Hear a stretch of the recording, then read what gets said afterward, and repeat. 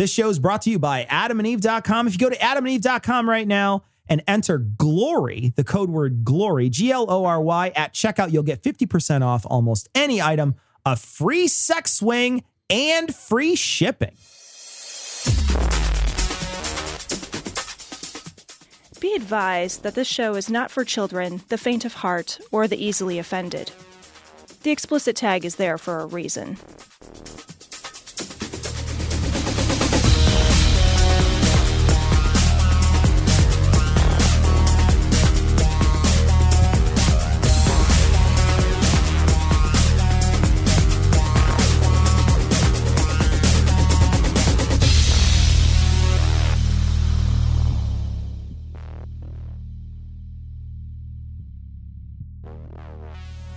This is Cognitive Dissonance, skeptical, political, you know the drill, whatever. Anyway, we wound up recording a bunch of shows in a row because Tom is moving and I was going on vacation to avoid helping Tom move again. So we wound up recording a bunch of shows in a row and we wound up missing one of the intros. We wound up getting all the rest of the outros and all the other stuff set up, but we did miss one intro. So I have to sort of improv an intro here. This is a recording we did a couple weeks ago with Mike Smith and a couple other stories tacked on at the end. So we hope you enjoy it and we hope you enjoy the rest of the show. We'll be back with a full show next week with some more very timely topics. Maybe between now and then, Trump will get impeached. Okay, probably not. Enjoy the show.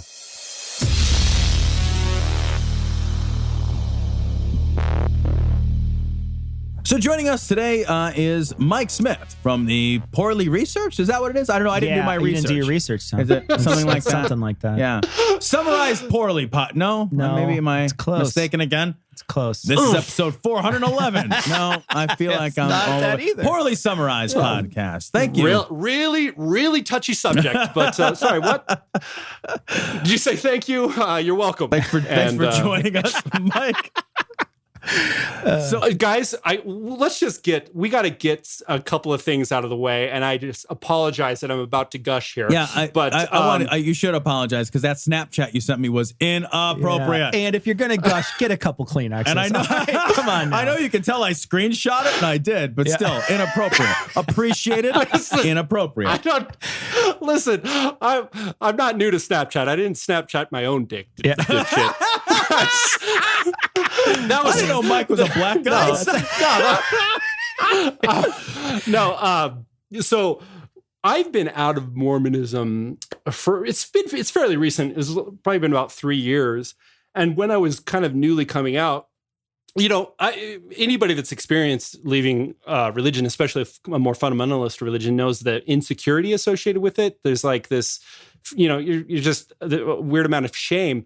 And I don't know how, I just Googled best atheist podcasts and yours came up. What? And yours, what's you funny? You used the word best? No, it really, wait, you used the word best in your search term? Yeah. How many pages into that Google search did you go? No. Yeah, what happened was if you're looking for the best podcast, this isn't it, is what happened. So yeah, we get it. You didn't let me finish. So after I scrolled through 50 pages of Google, and listened to every possible podcast. One, yeah. I finally fell out onto yours, and out of pity, I listened. It's like, these guys need some listeners to help them. Our podcast. You pity fucked our podcast. Thank you. I appreciate it. Thank you. You know what's funny? And as a random, it's serious. So I found yours, and random side note. Thank God I'm Atheist came up as well.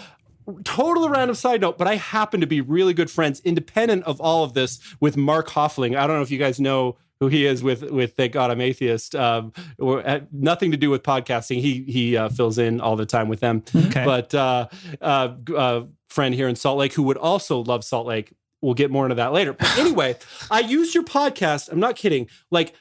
I binge listened to your podcast while I was designing. It's almost frightening. It's while I was designing a skyscraper. I was particularly working on the structural system on the roof that was holding the skyscraper up. I'm not a structural engineer. I do architects. Those people are all dead. It's funny. So I'm working on this skyscraper, and I'm just binge listening to your show, and it totally helped me it was like you and Christopher Hitchens that I was listening to, and totally like helped me kind of process spanning the spectrum, right? Yeah, some highbrow, lowbrow work. So who's the highbrow? Who's the lowbrow? I forget. Yeah, we're highbrow. Yeah, of course. Hitch. And so it's funny. So eloquently as he died. I don't know if you guys have experienced this, but if you've ever worked on a project while you're listening to something else, when you see that project, it just creates an association. So that skyscraper is now done. And anytime I see it, it's like intrinsically linked to your podcast. Oh my so God. you Is there guys anywhere hidden are in a also skyscraper? a skyscraper. Did you like hide anywhere in the systems like our names? Like did the girders like spell us out somewhere inside? So like my dad, as soon as it falls down, it would be the right? best, It's just right? like all that's left is just a glory hole. It'll be like 9/11, right? After it falls, it'll be spell out Cecil and Tom, and people will be like, "Whoa!" And I'll be like, I need to get on an airplane. Well, like the reason I asked is like my dad does woodworking, and so anytime he does woodworking, he finds some place in the interior of whatever he's building, and he writes his name and the date. Yeah. And then that piece is that little wherever he wrote it, it's hidden somewhere in everything that he's done, right? Sure. So it's just like it's like an Easter egg in the woodwork. He's like a virus. Right. Okay. Right. So I was just wondering if maybe there's a structural deficit somewhere, and that would be our Easter egg. I had structural deficit. Like, what's a flaw in the system? This collapse is brought to you by... You guys are the jet fuel that would melt the steel beams. This is what I'll do for you, and I will do. So I do renderings, like architectural renderings as well. Like I make designs just look pretty, and I populate them with people, images, and what I'm going to do for you guys is I'm going to find some photos of you, and I'm going to crop you guys into a professional rendering, and I will send it to you. I will be so ecstatic. That will get a place of pride on our wall. Absolutely, we'll hang it. We'll frame it and hang it. It'll be the very best. I will make sure that it is somewhere, at least for one of our live streams, where we can see it on the live stream. See it on the live stream. And the people who ordered it are gonna be so pissed. Fucking never getting another job again.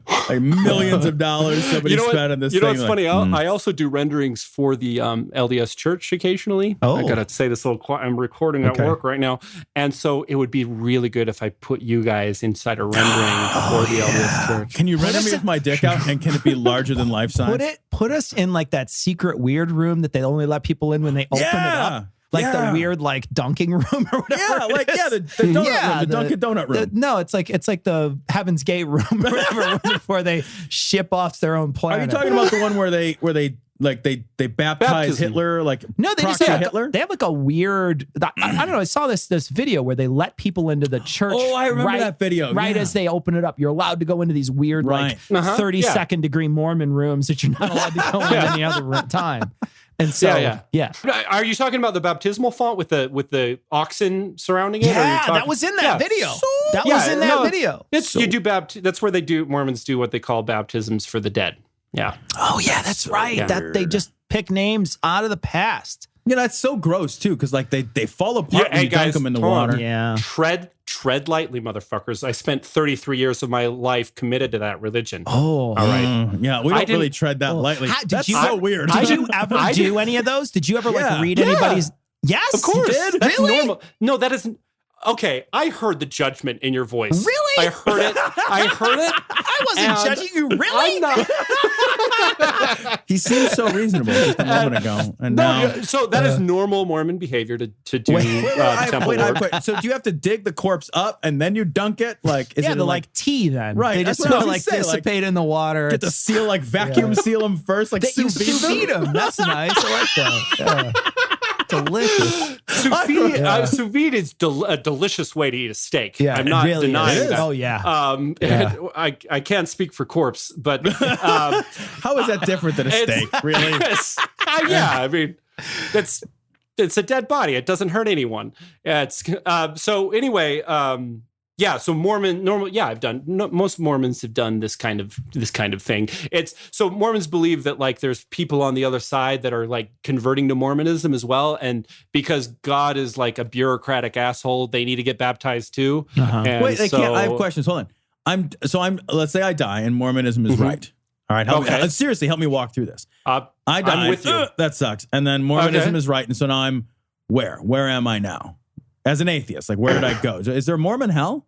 No, so any Mormon that didn't accept the God, or any human being that didn't accept the true gospel of Jesus Christ in their lifetime, whether it's you're an atheist or a really good Christian, you go to what's called spirit. I think it's spirit prison, as I recall. They call it, and Mormons don't believe it's necessarily. Wait a minute, it's not hell. Hold on. So- is it co-ed? Yeah, it's co-ed. Are there conjugal visits? Endless celestial sex. Oh, awesome. So you're in that region, and it's not necessarily hell, but like so in that area, you can convert to Mormonism while you're in heaven. And so if you convert, you need to be baptized. And if you get like baptized, but you don't have a body, so you can't do it yourself. So people will get baptized for you. And in the off chance that you're one of the people that converted to Mormonism in spirit prison, you get to go to spirit paradise. So wait a minute. I see how it works, right? Yeah. But so you're just what you're doing is throwing spaghetti against the wall and hoping it sticks. Yeah, exactly. No, yeah, seriously. Now I got to ask a question though. So like, let's say you're reading through these things and you come across a really hot name. Do you like wank one out to it, or? Listen, Right into the baptismal You're font. just like Bertha. I love that name. Well, I'll tell you, I did a hot baptisms name? for I did these baptisms as a teenager, and you remember when you were a teenager and it was like once an hour you're Sure, like, whoa yeah, there, yeah. boy. Yeah, So as a anyway, teenager. you're wearing a white jumpsuit that's Nice. like sticking to your body. So I'm just saying, like, if anything remotely comes up, that's going to get you aroused. I know firsthand what it's like to be in the baptismal font, being like, oh no, oh no, not now. Oh, no. Yeah. Oh, that sucks. Wow. I'm not gonna, you know what I mean. I'm not gonna, but it might, I gotta go to the might bathroom. accidentally happen. Yeah. But guys, hold on though. Let's be clear. Let me be clear on something. Yeah. Let me ask you two questions first Yeah. off. Mhm. Tom, Cecil, are you sitting down right now? Yeah, absolutely. Okay, good. Yeah.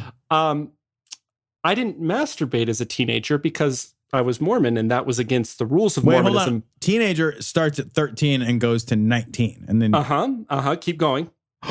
No! Wait a minute. Go. Hold on. How did you not explode in Twen- fucking silly Wait, string? hold on. Maybe Let he me give you the age. Maybe he was You're right. married at 14 Yeah, and was just no, banging away at no?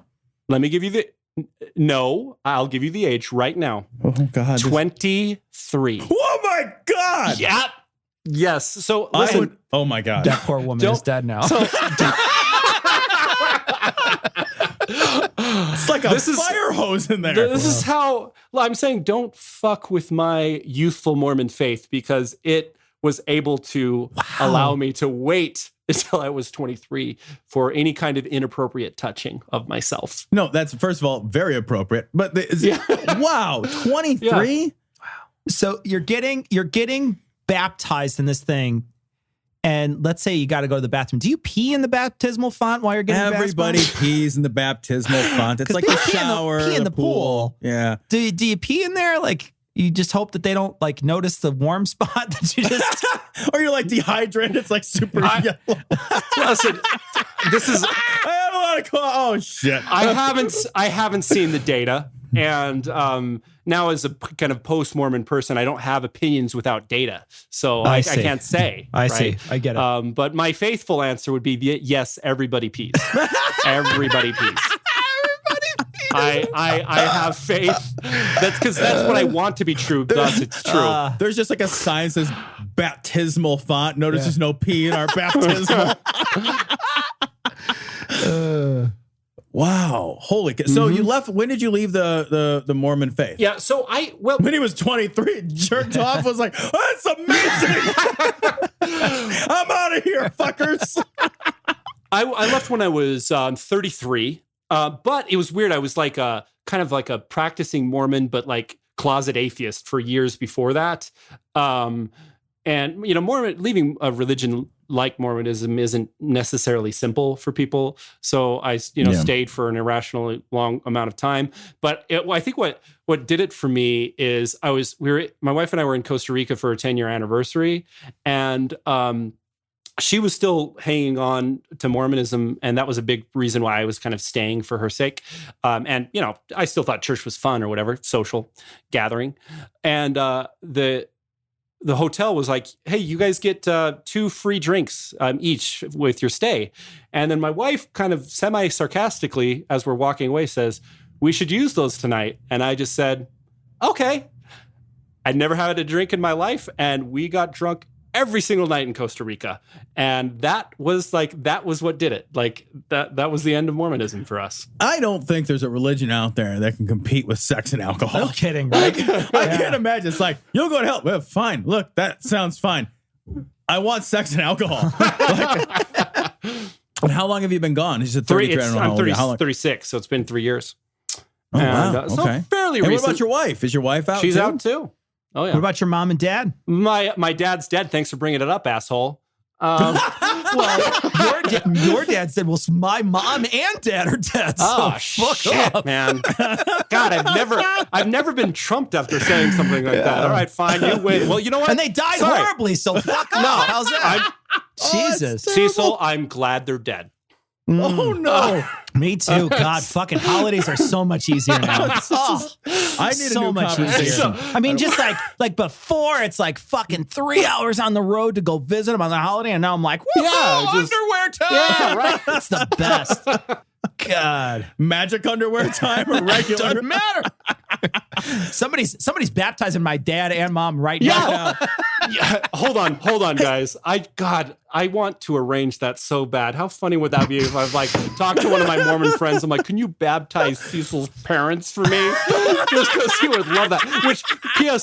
on that note, there is, and let me answer your question in just a second. But on that note, there is a website. I think it's called mormongay.com. I forget what it is exactly, but you can turn your straight relatives gay that are dead, and it's like it's making fun of Mormons baptizing for the dead. So you can just get on and type in someone's name and it says, "Congratulations, your dead relative is gay now," or so something like that. So that's fucking awesome. That's funny. Fucking awesome. Gosh, I gotta when your fucking bigoted uncle dies, it's like, yeah, fuck you, you're gay now. Yeah. So anyway, but to answer your question, my mom, when I told her I wasn't Mormon, bless her heart, the only thing she said to me was, "I love you no matter what you believe," and that is that. So that's perfect. I've had friends get removed from wills and are removed from you're divorced from the family over stuff like this. Sounds expensive. Anyway, but yes, it can be. But I've been very lucky on that front. My family's been very supportive. I also don't give people space to make me feel guilty about my lifestyle, so that helps. But that's awesome. That's a luxury I have. It's easy for me to talk big about not giving people space, but it's easy when my family's cool. So hey, so while you're here, let's talk about this story. This is a Mormon professor says she was fired for pro LGBTQ Facebook post, not face post. That's not a thing. Facebook post. So this was a professor at BYU. She put something on Facebook. Says, "This is my official announcement and declaration that I believe heterosexuality and homosexuality are both natural and neither is sinful. I will never support the phrase love the sin or hate the sin because that sin is part of who that person is." Did not work out for her career. Good. Cecil and I were talking a little bit earlier before the show, and it's like, you had to know that was a landmine you were stepping on. You're at BYU. BYU is the home of all these crazy idiosyncratic rules and regulations about sex and sexuality.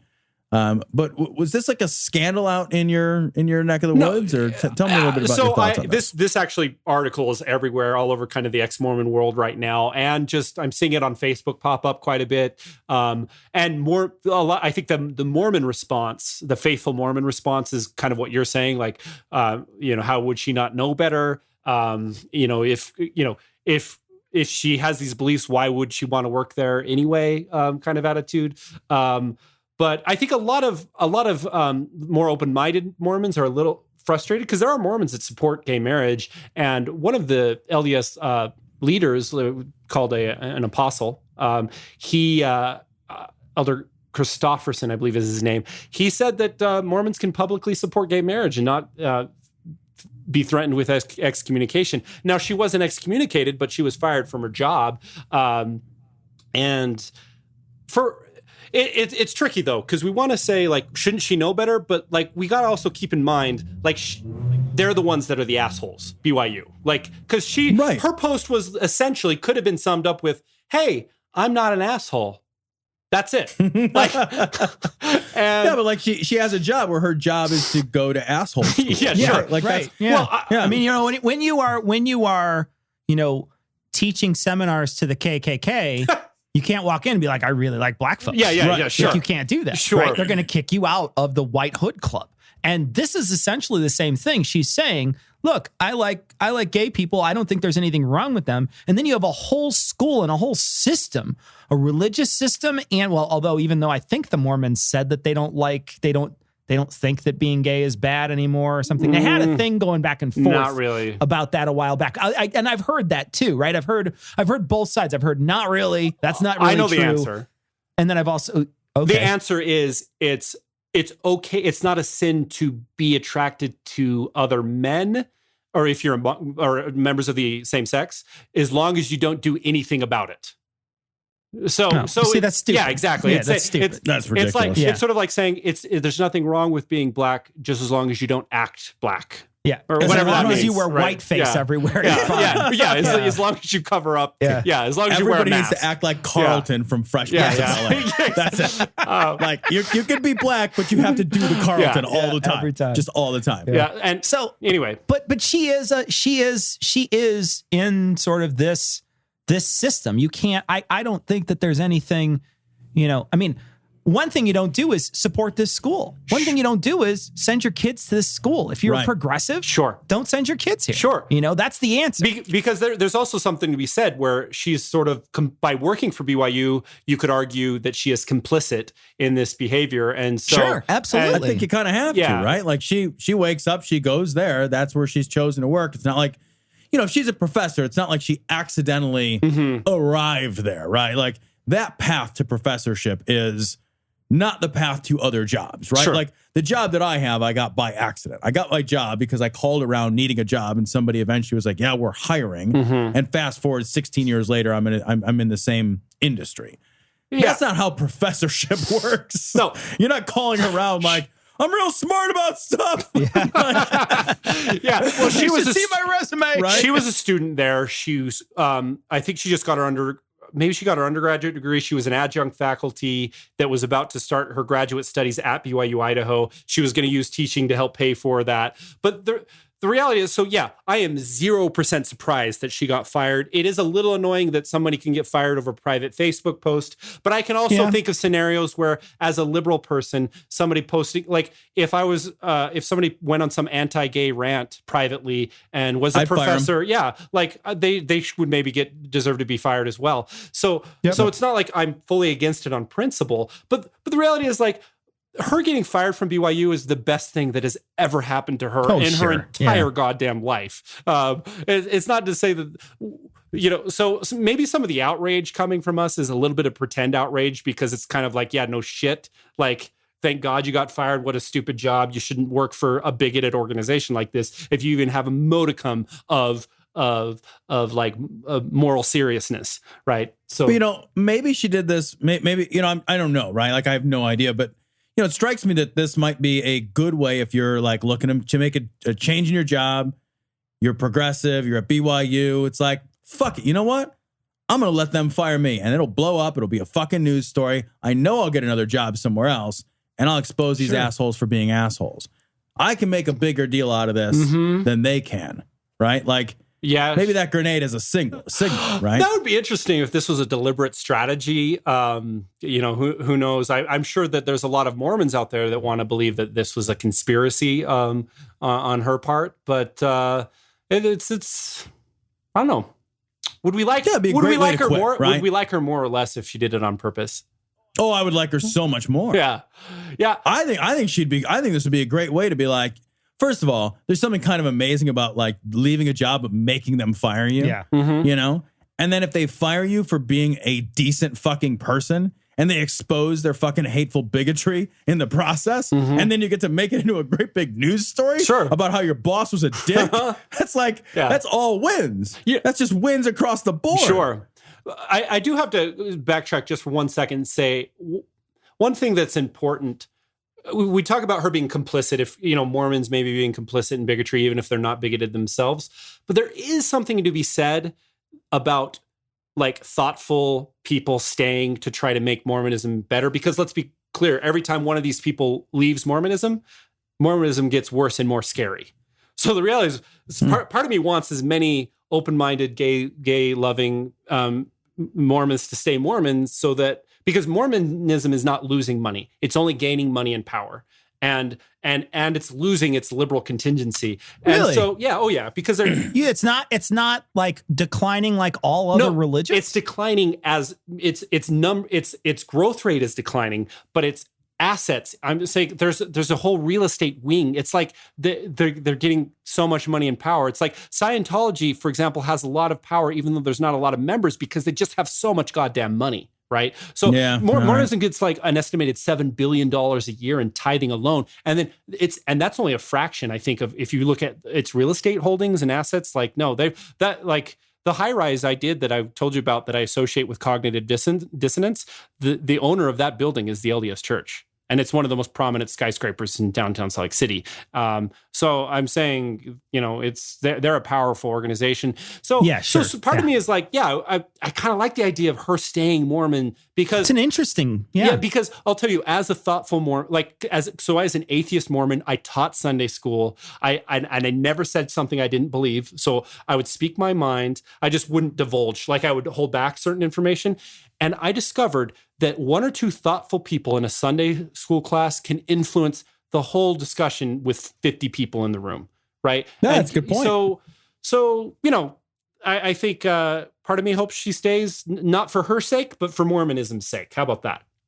That's a really interesting perspective, something I've never heard before. Because what I hear is people can't live a lie. Mm-hmm. That's what I hear in the emails that we get and the people that we talk to. It's always, I can't, if you're ignorant, it's okay. But once you realize that it's not the truth and that it's not a real thing, you can't ever go back. You can't ever sit in the pews of the church and feel like you're having a moment like you did before. Right.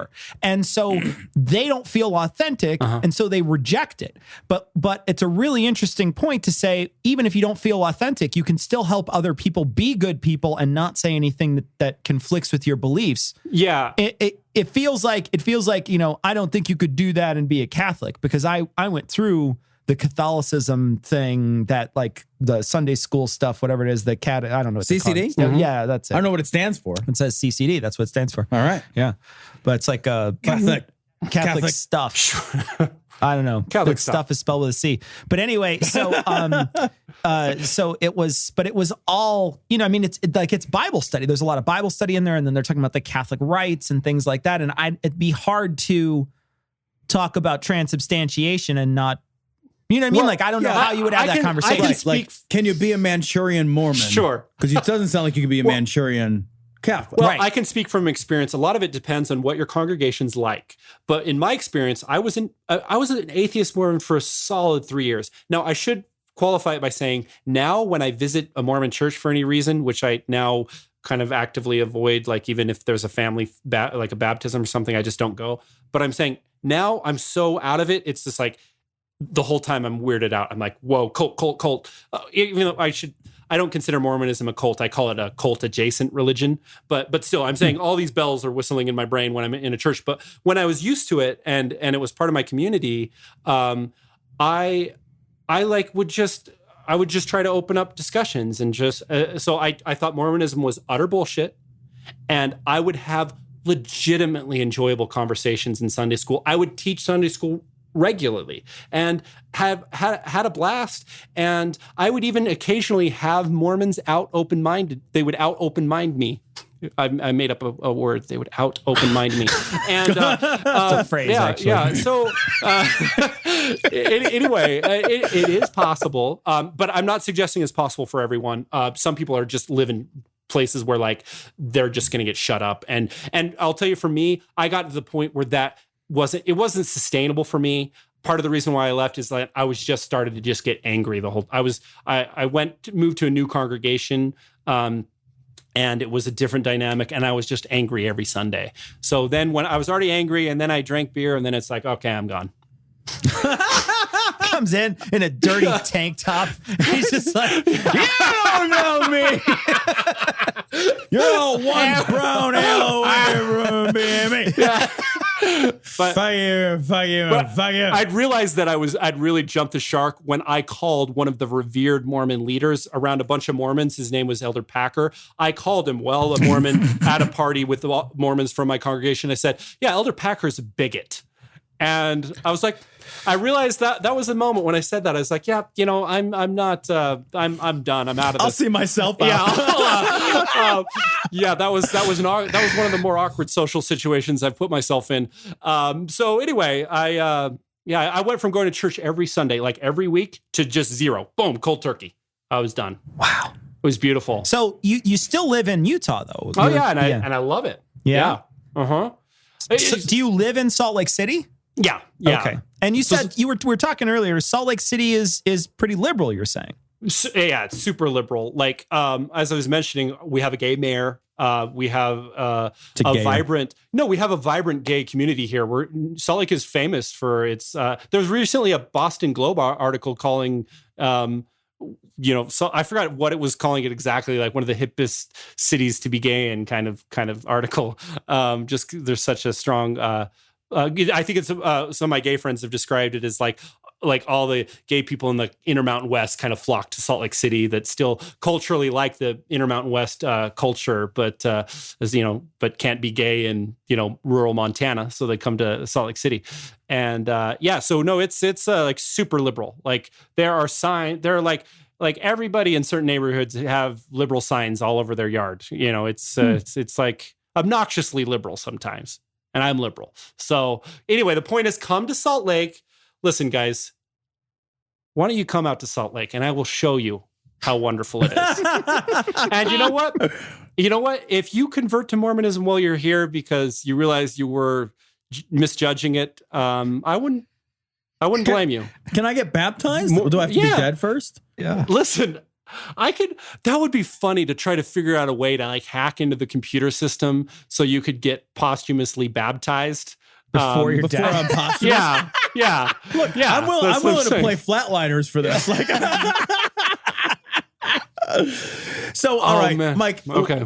Tell us a little bit about your podcast. You've got a podcast, Poorly Produced or something. I don't remember what it's called. I don't know. It's some kind of bullshit name, Poorly something or other. It's just, I told you this is a touchy subject, and in the email exchange, it's like I'll agree to be on this podcast as long as you don't make fun of my goddamn show title. And yet here we are. It's like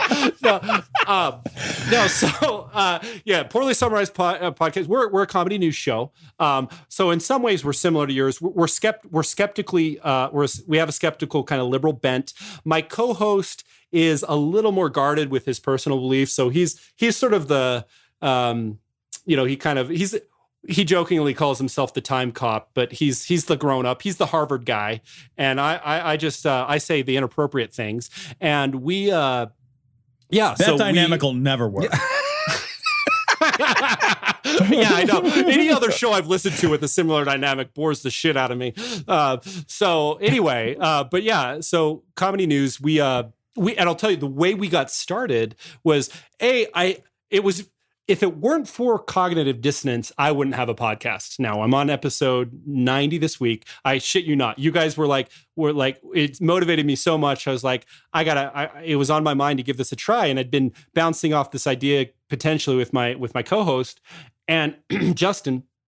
And then when we got started, do you guys remember, I want to say it was a year and a half ago, November, when the LDS Church changed their policy where they wouldn't allow the children of homosexuals to be baptized Did you guys hear about this? I don't know that we heard I don't know it. about this. Yeah. Yeah. Oh yeah, this is terrible. I mean, it's old. It's not news because it was a while ago. But yeah. So anyway, in Mormonism, if your parents are gay, any of your parents are gay, they have to be married. They can't be they can't be as long as they are gay married. You cannot be Mormon until you're an adult, and at that point, you have to denounce your parents' lifestyle. Shut the fuck up! Really? You denounce your parents? Yeah. Jesus. Yeah. Like No. publicly or just like, No, I'm done with your dad? yeah. Because I did that every weekend. Right? That's what I mean. Fuck that guy. You don't understand me. Slam your door Right? with their concert poster on it. You have to record the argument, and then you have to post it on Facebook, and then they'll be like, okay, be serious. No. God damn it, Dad, I'm going back to Hot Topic. So somehow you have to make it clear that you don't accept their lifestyle when you're 18. And fuck. And P.S., you might say, like, who are the children of homosexuals that want to be baptized anyway? And I personally know friends whose like parents, one of the parents was gay and they separated and they remained totally believing faithful Mormons that went on missions just like I did. But like they wouldn't have been able to get baptized if this policy were in place. And so anyway, it was this crazy policy, just the institutionalized discrimination against the children of homosexuals. It was just taking it to a whole new level. So once it came out, my buddy Justin was like, we're going to talk about this tomorrow. We're going to just decide what our podcast is like as we go. And so we started the podcast just to vent about that issue. Yeah. And good. then the podcast just evolved from there. And we're like largely an anti-Trump show. So we have like one of our most popular segments is called Trumped Up, where you have to spot the fake Trump quote. So, that's clever. Yeah, it's pretty fun. I go in blind. Justin does it, and then me. We always have a different guest every week, and me and the guest try to guess what spot the fake Trump quote, and then we do funny news. And like the thing where our liberalness shines is in a segment called Stupid Shit My Friends Post, where our listeners like send us like stupid Christian or conservative memes, and we make fun of them.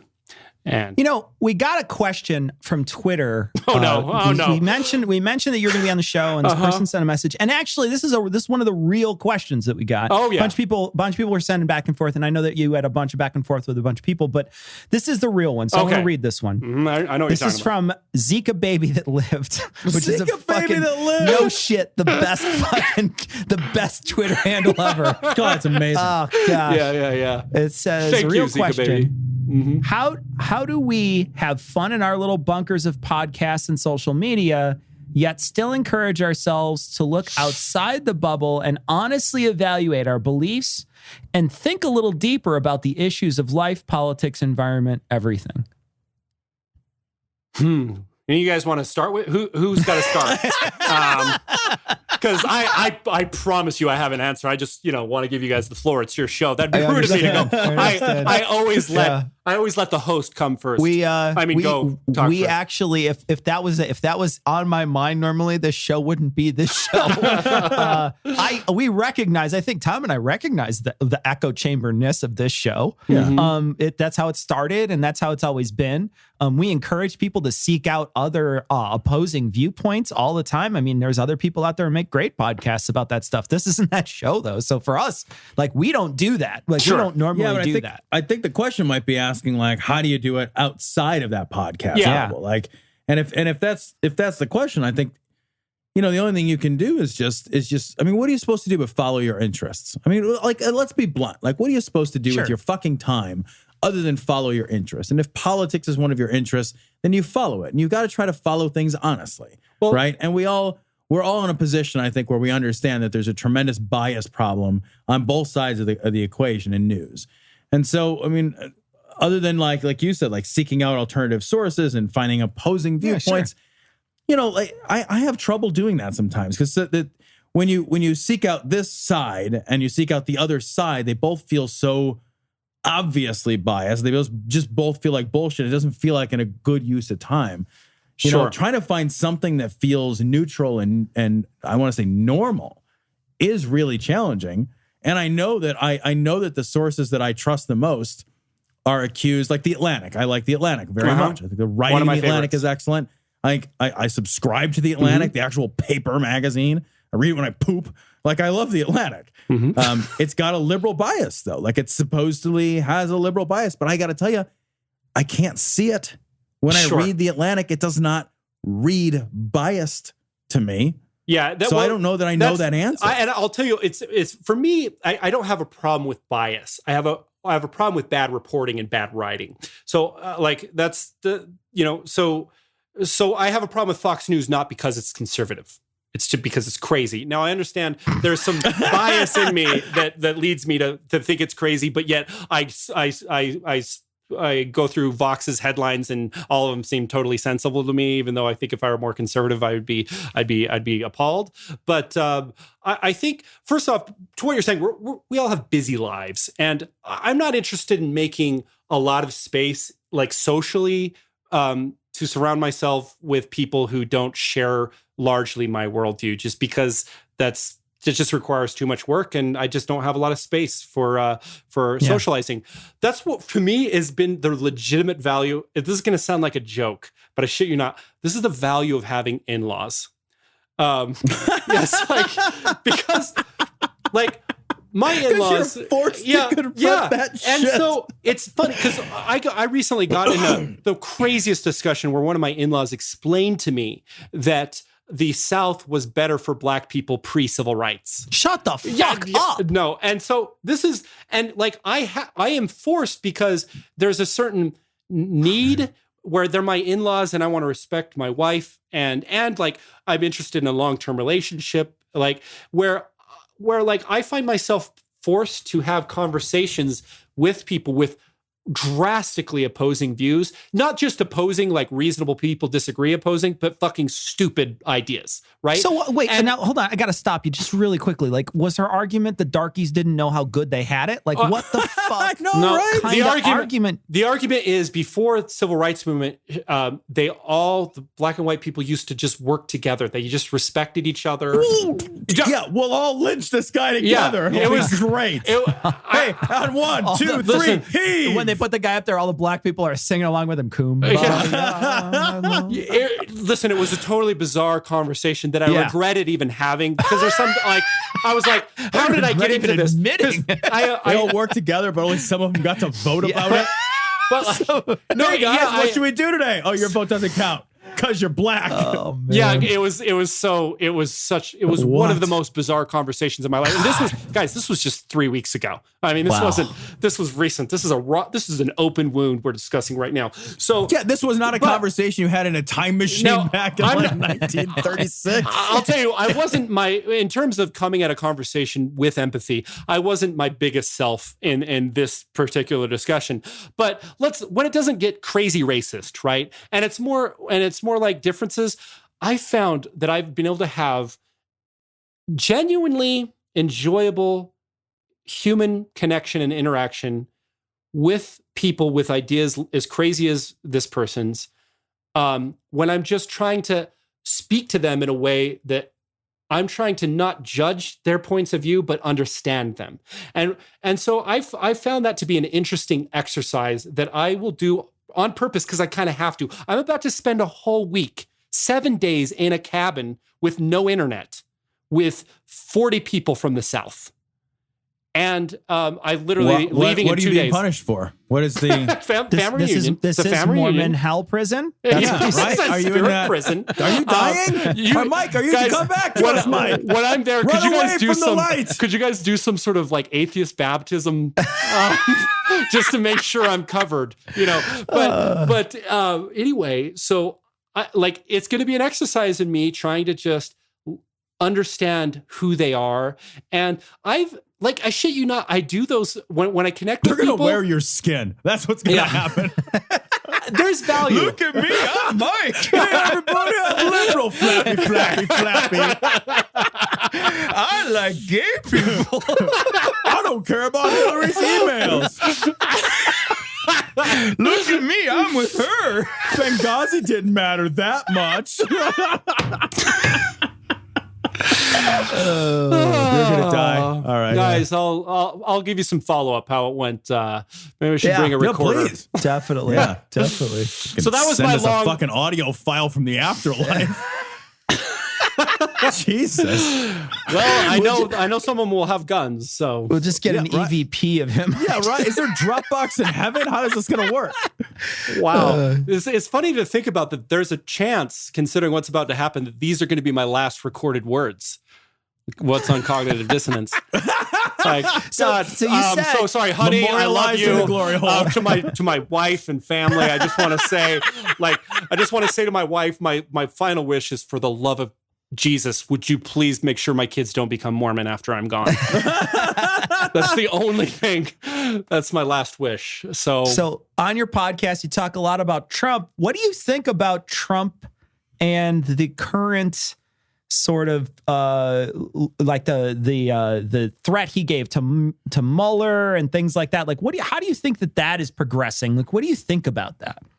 Hold on. You know the threat that he's like, if you dig into my financial records, that's a red line. He said sure. that, yeah. And so basically it means he's going to try to fire him. Well, Mueller was like, I'm gonna dig into your financial records. I'm gonna your financial records, man. Well, it's so weird. You can't fire all of it. You just can't keep firing FBI directors. And he did this same thing with Comey, where he's like, gives this threat, like, well, you better hope that this isn't recorded. Yeah, exactly. Yeah.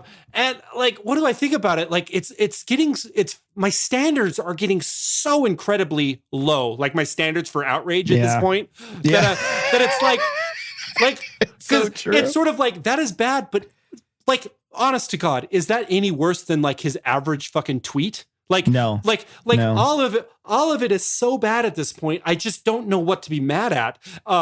So like, yeah, it's terrible. It's like something we haven't seen. I wouldn't be surprised if presidents have done this behind closed doors, but to see presidents just openly threatening people out in the open, this is the same person that said he would kill the families of terrorists. Remember that when he was running for office? Yeah, he said that. And like we all forget. He said so many terrible things you can't even remember them all. He said so much you almost have to keep a journal. Of like, today he did this horrible thing, so you could flip back to him and be like, oh fuck, I forgot about that. I feel like the only way to deal with him, like my anger is like a lawn sprinkler. It's like tick, tick, tick, tick, tick, tick, tick, it's just everywhere. Just spray anger in every direction. I'm not being hyperbolic when I say he says something at least once a week that would bury anyone else's political career. Yep. I agree. Even now in this climate, if like Lindsey Graham or somebody else, even just some Republican said something like he said, it would bury him.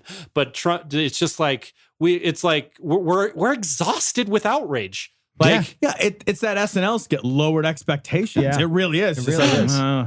What do you expect from him? He's a mean-spirited, bigoted, angry old man. Like, that's just what he's going to do. If you guys had to pick between Trump getting impeached right now, and the next term and the term after with Mike Pence. So 7 years of Pence, Trump gets impeached right now, or Trump finishes his full term and we have whatever Democrat wins next election. What would you pick? Oh man. I pick Trump finishes out because Trump isn't getting anything done. Trump is he's just a shitty, awful person who makes America look like a fucking bag of assholes. But I will say this, that guy can't fucking find his ass with two hands. Like he can't fucking get anything done. He's like trying to bluff people and he's failing. Exactly. Like unless we get into a nuclear war or something with somebody, then I think that I'd rather have Trump for 3.5 more years. I do want to say, like, I love that Trump thinks he's the biggest swinging dick in the room because he's the president, right? And it's like, man, you walk up to some of those sitting senators that have been fucking in the Senate for fucking 30 years. Those guys are power all day. They are power all day. They've been at this game. They know this game. They fucking have eaten your fucking heart for lunch before you knew it stopped beating. And he's like, oh, bluffing with my business savvy. And they're just like, motherfucker, get your fucking weak shit out of my house. They're all just like, every single person's like, do it. And they walk away. And he's like, but I was bluffing. Thing is, like, you get caught bluffing once, and everyone's got your ass now. Everybody knows. That's why you never make a threat. You only make promises. I got to chide. One thing I keep chiding liberals over is they keep criticizing how much this man is golfing. And I'm just like, guys, we don't want him to fucking work. Yeah. Have him do nothing. I totally agree. Golfing. I want awesome. Trump to break every golfing record. Yeah, I know. I want him to golf every day. And we should just flip the narrative and just start celebrating golfing. Hell yeah, man. Yeah. I'm with you. Fucking A, that's brilliant. That's exactly where you need to be. I've never once cared about his golfing. I don't care. Go golf, dude. Whatever. That's bullshit. Like him not being at the White House on the weekends means he's not working. That's perfect. Yep. Perfect. Go to Mar-a-Lago, rape a person, do whatever you got to do. But well, we're going to hear about that. I'm sorry. I think I misheard if he took something. a 3-year-long vacation, I would be like, yeah, great, man. Fucking right the fuck on. yeah. I feel uncomfortable right now. He's not unlikely to rape you. Yeah. Okay. It's fine. Unlikely. Not impossible. Was that like an insult to me? Yeah. Were you guys... you guys don't think I'm good looking enough? Rapeable? You guys are saying I'm I'm very not rapeable. I'm not saying I look awesome naked, but 6.5. Nobody's saying you look awesome. 6.5. All right, we got to transition off that. Mike, if people were going to find your podcast, where would they look? Well, you could search for Poorly Summarized. We're obviously on any app, but we're poorlysummarized.com, and we're at Poor Summary on Twitter. And you can also join the Poorly Summarized podcast Facebook community, is where we get a lot of our interaction as well. Mike, thanks for joining us today. It was a lot of fun. Yeah, this was great. Guys, I am so just flattered and honored to be on your show. That's because you're from Salt Lake City. You know what? Listen, I just knew it might be vulnerable for just just a split second. It was just going to give you the space. You see, this is why my heart is typically a vault, because of assholes like you. All right, I take it back. Well, Tom, the swing is still in effect. Well, I would go so far as to say that this show is in full swing. It's still in full swing. It is in full swing. We're getting into the swing of things. And if you want to get into the swing of things, hey now. Transition, motherfucker. You can go to adamandeve.com. Caliente. Right now. Caliente. It is caliente. We should, even though the code is glory. It is. Even though the code word is glory, we should consider seeing if they could add caliente. So you can use either one. Yeah, we'll see if they'll do it. I don't know if they will. I like it. We'll get in touch. But glory is the code word at checkout, and if you use that code word at checkout, you'll get free shipping, a little extra something, a 50% off almost any item, and a free sex swing. Right. That's a lot of stuff. That's a lot of stuff. And if you want to, stimulate your clit, stimulate your balls, get a fleshlight, buy, lubes and juices of any kind, you can also get that sex swing and all that free stuff and get free shipping. All you have to do is use Glory at checkout. Check it out, adamandeve.com. They're a sponsor of the show, and we love. They're a great sponsor. They are a great sponsor of the show. They've been a supporter of the show now for quite some time. Yeah. Look, here's the thing, guys. You're already fucking. Yeah. Right? You're already fucking. You may as well do it for half off. You might as well. You can fuck twice as often. Yeah. With juice. Right? Come on. Oh, this is fucking gross. This is from Ars Technica. CDC warns against eating placenta. In case you needed another reason. Didn't need another reason. Because I'm not a fucking cannibal. I think we learned our lesson from the Donner Party episode of Citation Needed. What I enjoy is a big plate of scabs after Jesus. What the fuck? I got to tell you, my ex-wife hung out with a crowd of people that did this fucking placenta milkshake and encapsulation and all that fucking crazy ass shit. That's bullshit. Unless you're going to eat the baby like an unwitch in the placenta. Nobody should eat an unwitch. That's true. All right? If you're going to eat a baby, a nice baguette. Yeah, or ciabatta, right? The reason why ciabatta is because the baby would sort of nestle because it's sort of hollow in there. I would do a good pita bread. I would do a pita bread, some hummus. I guess that's okay. In there. That's not bad. Yeah. That would you be don't want to fine. go with the brioche. It's too rich for the baby. Oh, no. It just overpower the baby if you get the brioche in there. Plus, the brioche is just good on its own. The brioche is fine. Yeah, and you want to stay away from a smear of placenta on it, too, even. You just want to stay away from that, I think. You want zombies? This is how you get zombies, guys. Get a bagel with a schmear. Right? Can I have a schmear placenta on there? Why are we eating human organs? Why are we just like, hey, you squirted that out of your vagina. It looks delicious. Honey, what's for dinner? It's like eating a plate of boogers. Like, it's disgusting. What? God, it's disgusting. Oh, I have this fucking big plate of pus, toenails, and boogers. Do you want to dig in? Do you want to dig into this big fucking nasty plate of garbage that fucking fell out of my body? Do you want that? It's so ridiculous. I don't understand. It's so ridiculous. And I know that there's probably 5 or 6 people that are going to send us emails like, oh, I ate the placenta and I felt really good because it was good for my postpartum depression. I fucking genuinely don't care. I don't care. It's disgusting, okay? I'm not talking about any effectiveness, non-effectiveness, none of that. I'm talking about it's gross. It's gross, and it is. Like, the CDC is like, yeah, there is no health benefit for this. There is no health. You know why? Because there's nothing magic in the goddamn thing. It's an organ. It's a meat. Yeah. It's a meat. And you know what, guys? It's human meat. Yeah. It's human meat. We don't eat people. You want fucking Kuru or whatever that fucking, brain disease where you get the fucking mad cow for people? You know how you get that shit? No, it's a mad people. Mad cow for people. That's you have real. to wear a bell. Look at the fucking prions. Ting, ting, ting, ting. You get the fucking prions that fucking eat holes in your brains. You know how you get that? Cannibalism, motherfucker. Yeah. We don't eat human flesh because that's fucking weird. And you know what, though? If I'm going to eat human flesh, I'm not starting with the fucking disposable internal organs. No kidding, right? Like I'm not going appendix. Unless you got a lot of onions to cook this with, I wouldn't even do it. You know Jesus what I mean? Christ. And they're talking about in this that the reason why the CDC says no, not only is there no solid scientific evidence that backs any of the benefits that people claim it wards off postpartum depression, and they also claim that it boosts milk production. There's no solid scientific evidence backing these facts. And we're going to have some placenta nutters that are going to send us some email, because we also have anti-vax nutters who listen to us too on occasion, because they somehow think that, maybe they don't believe in God, but they think, oh, I want to give everybody fucking some shitty fucking disease that should be eradicated.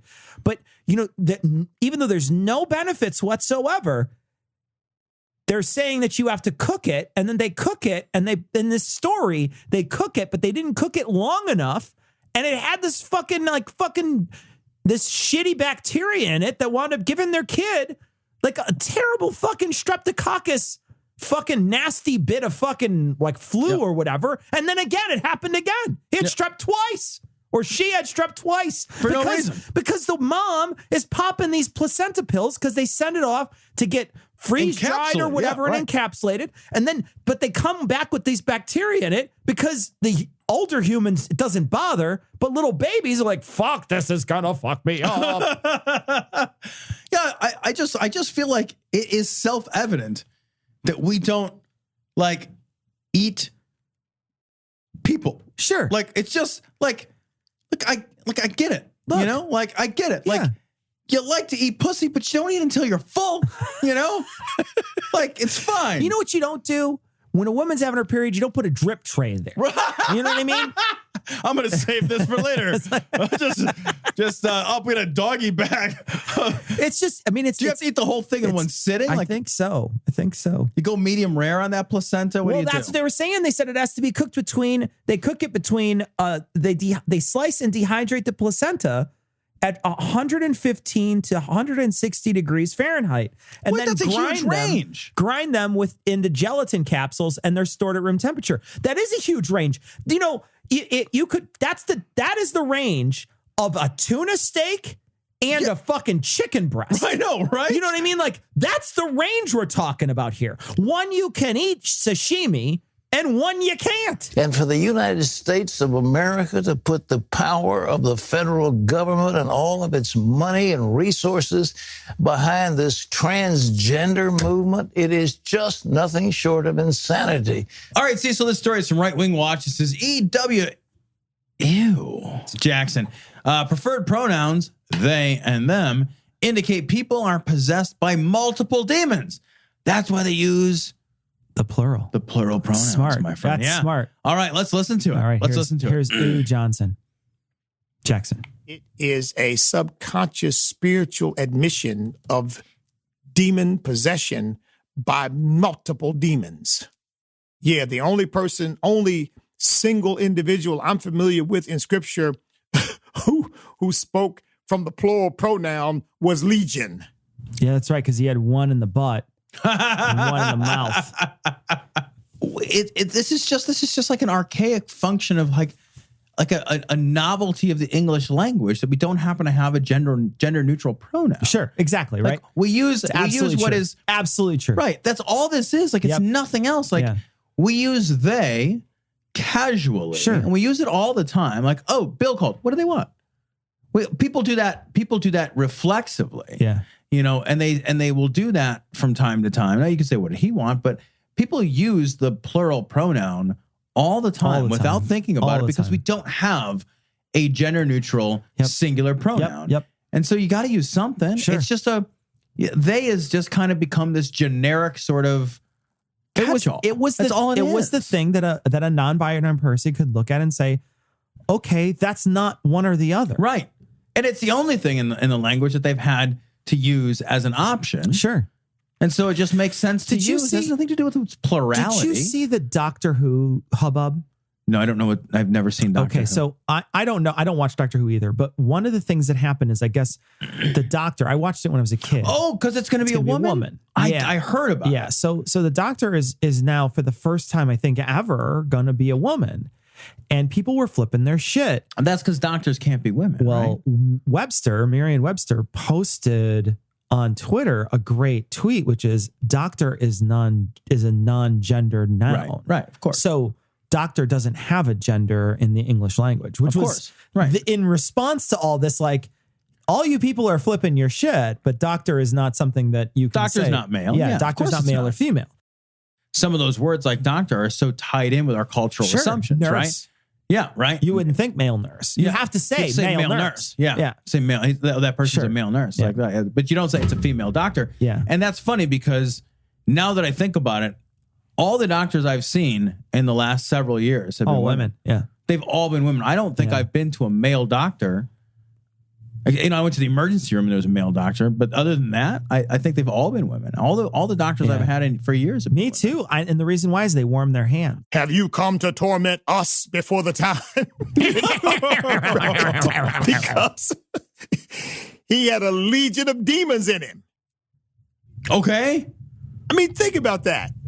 You're not to be referred to by the singular pronoun, he or she, but by the plural. No, pronoun. They weren't even using English back in the fucking Dizzy. Sure, yeah. Are you kidding? Yeah, what are you going to say? In Aramaic or whatever? It was fucking Hebrew or Greek or Aramaic. Fucking ancient dead language that they don't speak anymore. Jesus Christ. They look at the specificity of language that's used in some kind of biblical tale. And it's like, yeah, but you're looking at the specificity of language in a translation.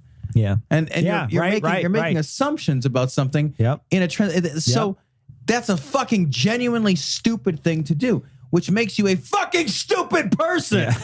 That's what it makes you. It makes you a stupid person. To look at to get that hyper focused on this incredible specificity of language when the language that you're reading this thing in is not the original language. Even if you believe, because if you believe that shit, you should go back to the fucking original. And then, but of course, there's no consideration given of that because Jackson doesn't, and it doesn't even matter because it's all made up. Yeah, right. Of course, right. Of course it is. Of course it is. Nobody's full of demons. Nobody's full of demons. Where's my demons? I would love to be infested with a demon right now. What would be a cool superhero? Get in my belly. What would be a cool superhero is somebody who does have a host of demons in them that have like different things that they're smart at. All different demon powers. Like not even powers, just like knowledge. Like imagine if you had inside of you like an chemistry engineer demon? and then like a chemistry one and then like somebody who's a doctor and somebody who's like maybe a fighting expert and somebody, imagine if you had all those different. You could plug them in and know Kung Fu. You don't even have to be a special power person. It'd be like almost having like multiple personalities that know different things. Yeah, I'm sure there's somebody who's going to send us a message and be like, what you're looking for is this amazing blah, because it's already exists. Right. Somebody's already thought of it. Well, who's the they in there? We know who the they in there is. A bunch of devils. Lord have mercy. Folks, you know what? They don't need a transgender toolkit. They need a whole army of psychiatrists. Would psychiatrists get rid of demons? No, he's going to correct himself in a second. But, I think again, either one is insulting, psychiatrists or exorcists. But I was just thinking in terms of being consistent. He's going to correct himself and say exorcists. No, I'd strike that. They need a whole army of exorcists. See? Seems like a lot of exorcists. Couldn't you just have one exorcist? Yeah. It just does the... Maybe you just get an exercise tape. There you go. Like P90X. P90 exorcist. I think you could jazzercise your way out. The fucking demon would just be embarrassed that you're doing fucking the leotard. yoga version. You're like, God, I'm so tired. And the demon just falls out of you exhausted. Like, you got to do that hot yoga. Yeah. That's how, because, they can't handle the heat. Yeah. That or CrossFit. That's, right? CrossFit. They just get injured right away. Yeah. They're like, fuck, I hurt my back. I got rhabdomyolysis or whatever the fuck it's called. My muscles is bleeding all over me. I puked in a bucket and then did 1,000 sit-ups. You want answers? I think I'm entitled. You want answers? I want the truth. You can't handle the truth. All right, this story is from Right Wing Watch. This is Cindy Jacobs. This is the woman who believes that if you make spaghetti, you get more spaghetti. Well, right? no, you got to pray over it. You do. Yeah. You do. And sometimes your shoes don't wear out. If you pay attention to my spaghetti and you pray over it, you can turn it into a rigatoni. My friend, that's an angel hair no matter how you cut it. No, it gets as thick as a linguine. Not that long, though. Not that long, though. Nobody thought it would be that long. Come on. God has a skilled, surgical, precise solution in place. Yeah, it's a thumb in your ass. Is that surgical? I feel like things have gone weird. If he wears a latex glove. What do you mean, He if? snaps. Get ready, son. The solution, Cecil, is to neutralize the threat from North Korea. Is it a final solution, Tom? They're all final solutions when you're God. I guess Cecil. that's true. Because of Armageddon or something. I don't know. Anyway, she probably has tires that don't wear out or something and that she can shoes drive that she over can there. wear for a really long time. Right. Do you remember that pair of shoes I had where I just walked and walked and walked? And they didn't wear out. And then I had that oil and the oil kept refilling, but like real slow. Do you remember those poor people that needed shoes? And I just walked right past I love them. the same thing is true of the food. It's like, and then all the teenage boys came over and then I made spaghetti and they all had lots of it. It's like, oh, really? Because there's kids that die of hunger. Yeah. So there's kids whose little bellies are not full. Yeah, that kid of food. They may be full looking. Right. They're distended from malnutrition. Sadness. Yeah. Oh, what'd you eat today? A fly? That's amazing. Awesome. You know what? They're full of a legion of demons. I think just transgender people. Right. They're just full of transgendered people. This is Cindy Jacobs. Now let me prophesy. Yeah. And the Lord would say, I am getting ready to give you an anointing. She looks so crazy. I'm sorry. Look at her right now. She looks so crazy. She looks like to me somebody from a set of the Twilight Zone a long time ago when they tried to make somebody look crazy and they're like, we're going to make a crazy preacher woman. She totally looks like a stereotypically crazy preacher woman. Stereotypically crazy preacher woman from the Twilight Zone. Yeah.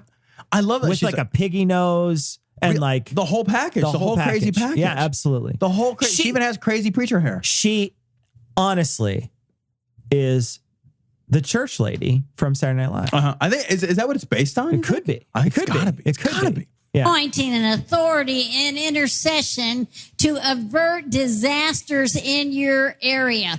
And Satan is stirred up and he is looking for a place He's looking for an entry point where he can do great damage. But if my people will be like Nehemiah and get on the wall of intercession and build a wall around America, says the Lord. The Lord build a wall around America. The Lord said that?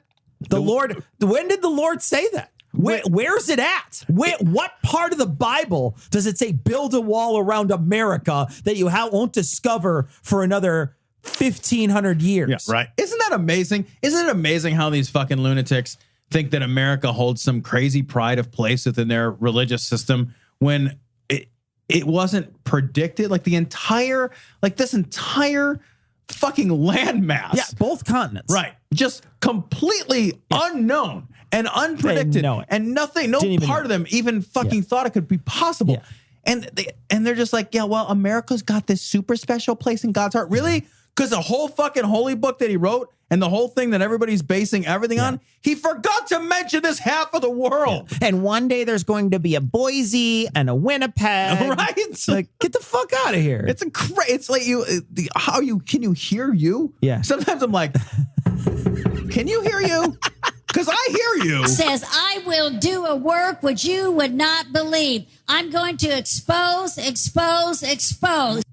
That kind of sounds like within you. 1,000 yards of a school, though. That kind of sounds like you. I will do a work that you will not believe. Even right now, the Lord is saying to me, there is something major being planned that in God's will, it's going to be exposed. So let's agree. Wait, there's something major that's being planned that in God's will, it's going to be exposed. That's what she just said. Yeah. That doesn't mean anything. Actually, it means everything. It means it's one of those things that you can say and be like, there's going to be something big that's going to happen. Okay. Yeah. Great. Right. Yeah. All right. Like, who cares? You know what, man? You're just as right. Like, because when I hear that, I'm like, that doesn't mean anything because it doesn't, but it means everything at the same time. It means it's non-specific. It's non-specific. Right. So it can mean anything. Yeah. It can mean next week, if Trump gets impeached, they'll be like, see, that was the specific thing that God was saying. No timeline, no specificity. There's a doings a transpiring. Doesn't matter. Right? Doesn't matter. I can fucking, it's the biggest dartboard in the world. Yeah. Together. Right. Father, in the name of Jesus, we decree the exposure of terrorist attacks. We decree in the name of Jesus, even Kim Jong-un in North Korea. Let me stop before she starts talking about Kim Jong-un. We decree the exposure of terrorist attacks. Does that mean that we can take the FBI off that now? I don't know what that means. I think that don't means, know what that means. I think that means she's saying, we are saying that with your power, we are going to be able to expose any sort of terrorist attack that happens in the United States or in, probably in the world. So what she's saying is that God's power is going to illuminate the terrorists to us so that we can stop them, not that we've been surveilling them for the last year and have done all this work and put people in danger. Yeah, exactly. Right, yeah. And it's like, well, can we just take the FBI off it then if that's the case? Can we just say, well, hey, guys, God's got this? If we're going to do that, like, is Homeland going to get canceled? Because that sounds terrible. It's a great show. It's a great show. I'd rather have the terrorism. I'm just saying, it's a really good show. No, I understand. Sure. Korea is going to have to stop. Like God gave us this word in Spanish the other day. Basta. Why did he give the word in Spanish? He gave an English speaker a Spanish word to talk about a Korean? Yeah. Like, what the fuck is that? A god that happens to be Jewish? From the Mideast? Is a Middle Eastern god? He's so confused. What he does is he has like a wheel of fortune where he just spins it and he's like, I will tell you what word I'll give you. You just got to let me spin this wheel first. He just said busta. Like, the problem is she stopped listening. He's saying busta rhymes. Yeah. God has dreads. Stop it. And we decree over North Korea that... Stop it, you big duty heads. Okay. On the screen in yellow at the bottom. In Helvetica. It says, time to be prepared. It's not Helvetica. They didn't pay for it. It's Arial. Okay. So it says... It's Aryan. It's fucking racist. It says time to be prepared. What do you think time to be prepared on the Jim Baker Show means? Buckets, it means buckets. Gonna sell a bucket. That's exactly it. That will be a stopping, and the Lord showed me He's going to do some kind of skilled, surgical, precise solution to what's happening in North Korea, and that he's planning it and he's got it in place. And the Lord shows me that this is going to be a non-issue one day if the people of God will pray, and there will not be a nuclear attack. California and Alaska will be safe. Come on, Californians and Alaskans, you better get on the wall and avert this. You better get on the wall. I thought she just did it. I don't know. I don't know what the point of her praying is. If she can't if more people have to pray. How many people have to pray? What is it? What is the critical mass? Like, how many people have to pray before God's like, oh, y'all didn't want a nuclear disaster? Well, you all just don't make me feel wanted, so I'm not going to do anything about it. I thought you liked mushroom clouds. And I'm going to polish my gun and feed my dog, and you all are just going to get turned into a nuclear winter. I thought you'd like to be vaporized. What the fuck? We all have to pray? You didn't want that extra arm? Huh. That's weird. I gave you the gift of bioluminescence.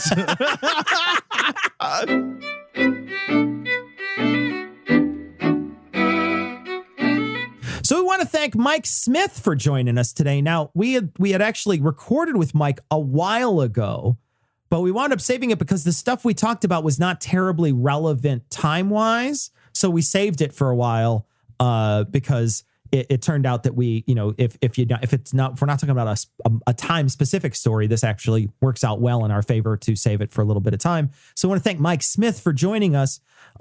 You can check out his podcast, Poorly somewhat summarized. Check out this week's show notes and you can find a link to it. Mike was gracious with his time. We want to thank him for joining us. We had a great time talking to him. So check out his stuff. That's going to wrap it up for this week. We'll be back next week. But until then, we're going to leave you like we always do with the Skeptic's Creed. Credulity is not a virtue. It's fortune cookie cutter, mommy issue, hypno-Babylon bullshit. Couched in scientician, double bubble, toil and trouble, pseudo quasi alternative, acupunctuating, pressurized, stereogram, pyramidal, free energy healing, water downward spiral, brain deadpan sales pitch, late night info docutainment. Leo, Pisces, cancer cures, detox, reflex, foot massage, death and towers, tarot cards, psychic healing, crystal balls, Bigfoot, Yeti, aliens, churches, mosques and synagogues, temples, dragons, giant worms, Atlantis, dolphins, truthers, birthers, witches, wizards, vaccine nuts, shaman healers, evangelists, conspiracy, doublespeak, stigmata, nonsense. Expose your sides. Thrust your hands, bloody, evidential, conclusive. Doubt even this.